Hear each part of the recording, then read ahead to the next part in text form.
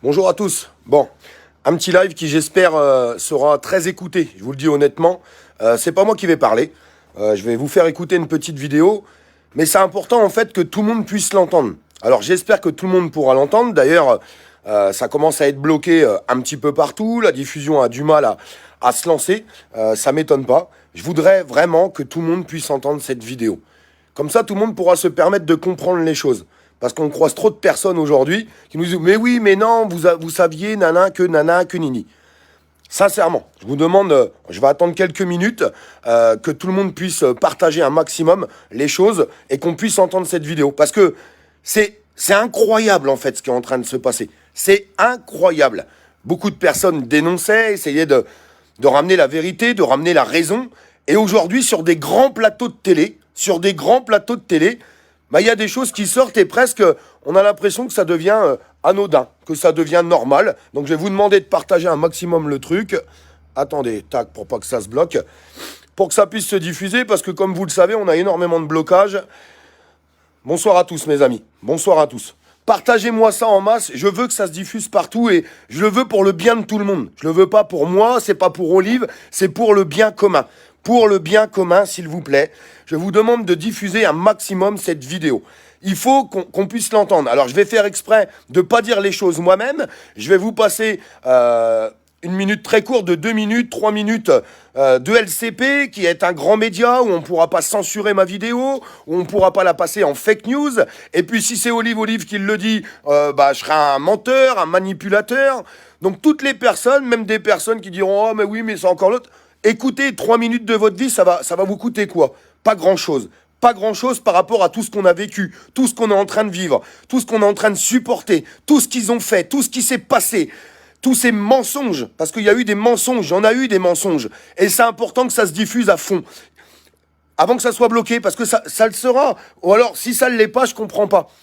D'ailleurs, j'arrive pas très bien à comprendre certaines choses.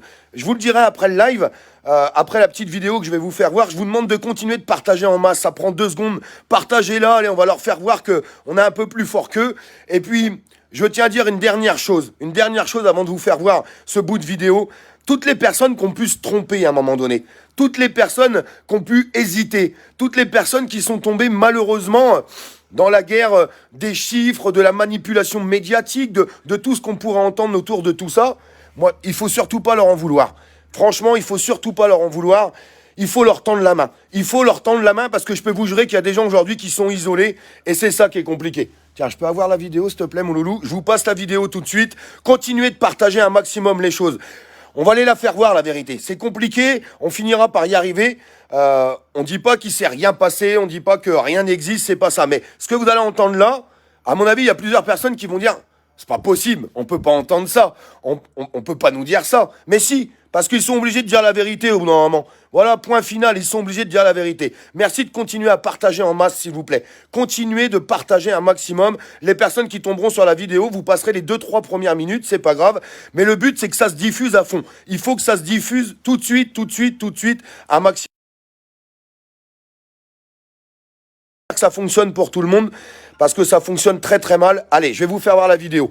On va pas faire durer le plaisir plus longtemps. Je sais que vous la partagerez vous-même après, vous ferez les choses, et c'est ça qui est super important.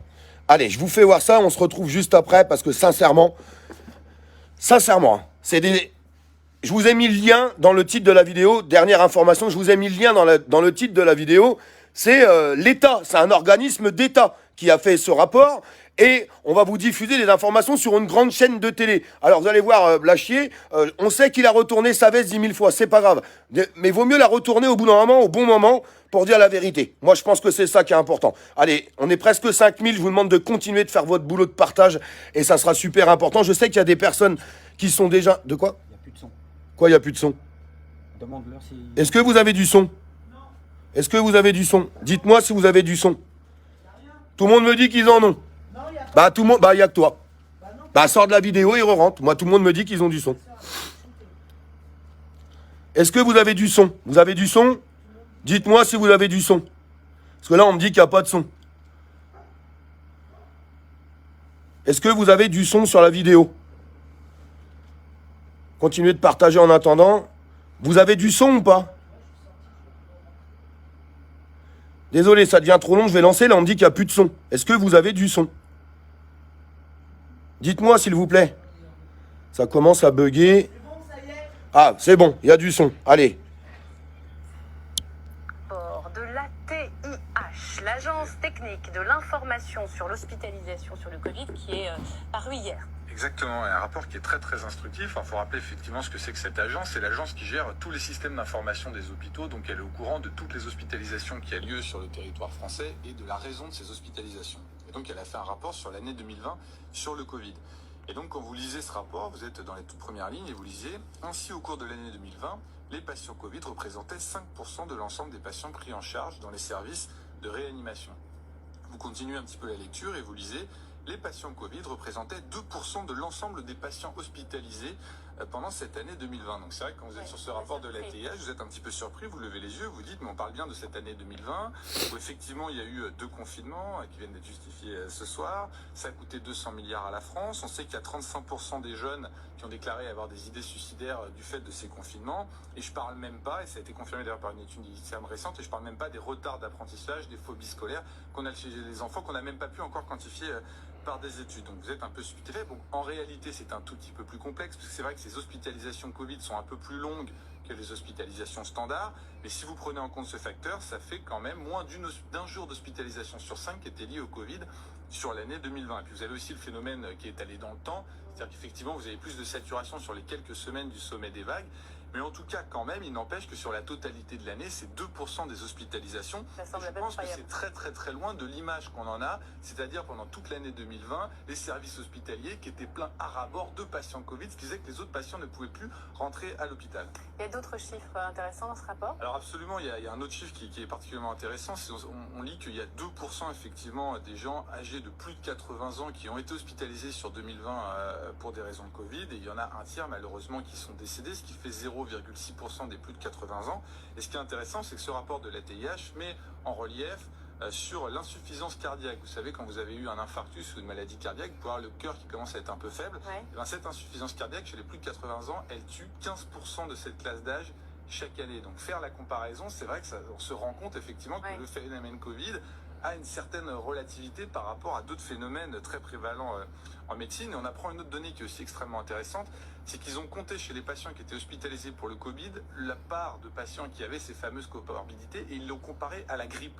En fait, ce qui est assez intéressant, c'est qu'on voit que le Covid est plus sélectif sur les comorbidités que la grippe. Ça veut dire que la grippe a la capacité d'attaquer de façon un peu plus virulente des patients qui n'ont pas de comorbidité que le Covid. Vous allez nous dire que c'était non, mais c'est aussi, grippette, tout ça, ou quoi? je ne fais que décrire ces données qui sont dans ce rapport de l'ATIH, et que nous indiquent ces données.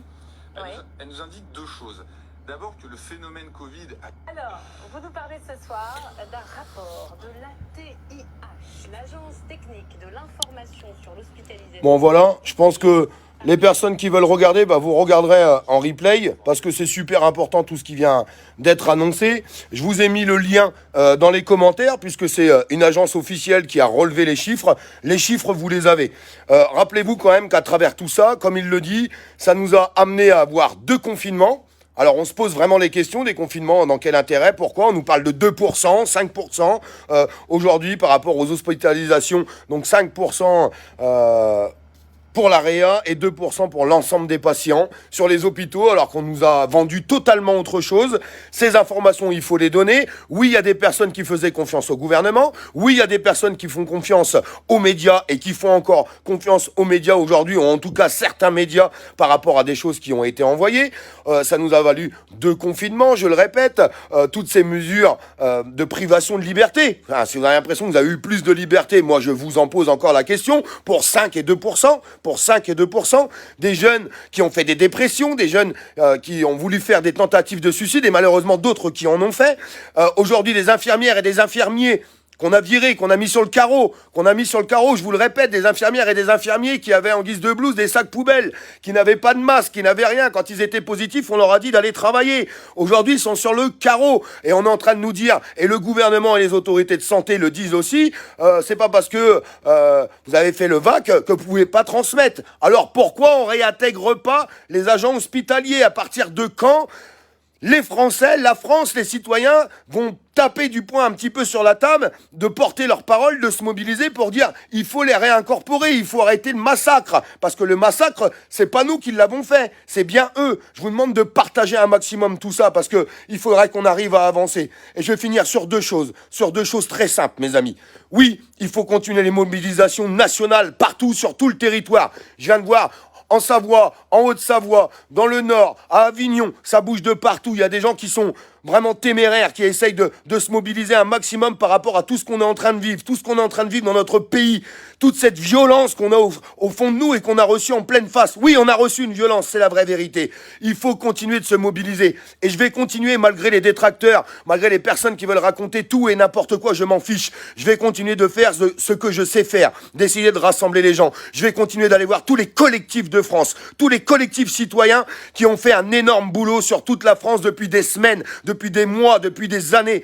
Bah oui, tous ces collectifs citoyens qui veulent juste l'avancée du peuple pour redonner la parole au peuple, la parole aux citoyens. On doit tous se réunir et on doit reconcentrer tout ça. Parce que si on n'arrive pas à reconcentrer toutes les personnes, on n'y arrivera pas. Donc je vais continuer de le faire malgré tous les mensonges et tout ce qui pourrait être dit autour de tout ça. Je m'en fous. Je vais continuer avec mes convictions. Et pourquoi je vais le faire? Parce que je veux du résultat. Du résultat.